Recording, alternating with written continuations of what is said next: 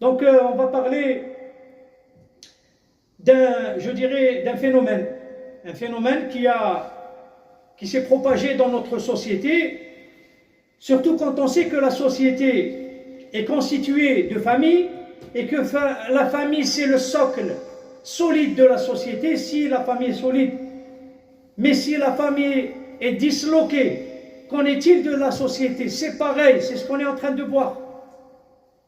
Parce qu'on a oublié, quand je parlais des fondamentaux de la législation islamique, l'un des fondamentaux, c'est la préservation de la descendance. C'est ça l'un des fondamentaux. C'est ça l'un des principes de la jurisprudence en islam. Cette préservation, s'il n'y a pas de mariage, comment elle sera préservée? Alors que maintenant, on voit chez nos jeunes, beaucoup d'entre eux ne veulent pas se marier. Ne veulent pas se marier parce que moi j'ai pas envie de dépenser mon argent, moi j'ai pas envie, il a peur de dépenser l'argent, il a peur de la responsabilité d'avoir des enfants, une famille et autre chose. C'est une obligation, c'est une obligation.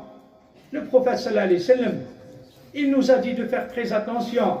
Il vous parle aux jeunes, il dit mariez-vous, mais il n'y a pas, le problème c'est propagé pas uniquement aux jeunes, pour tous. Grand, petit, c'est propagé dans la société. Et comment va-t-on construire une société solide? Elle est disloquée, autant que les familles. Et c'est dans ce sens que le prophète sallallahu alayhi wa sallam, il s'est adressé aux jeunes, il dit mariez-vous, c'est une obligation, il n'y a rien à dire. Celui d'entre vous qui peut, qui se marie, tout de suite. Et le prophète nous a averti d'autre chose. Il nous a dit, si vient vous demandez la main de votre fils, celui dont vous êtes satisfait de sa religion et de son comportement, mariez-le. Nous, actuellement, on demande tout, sauf la religion et le comportement. On s'en fout.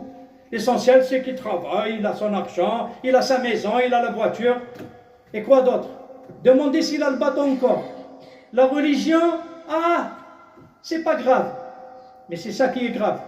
Parce que la suite de ce hadith, c'est l'avertissement que nous a dit le prophète sallallahu alayhi wa sallam. Il dit, si vous ne le faites pas, il y aura un grand désordre, un désordre sur terre et une grande perversion. Il y aura le désordre sur terre et une grande perversion, et c'est ce qu'on est en train de voir.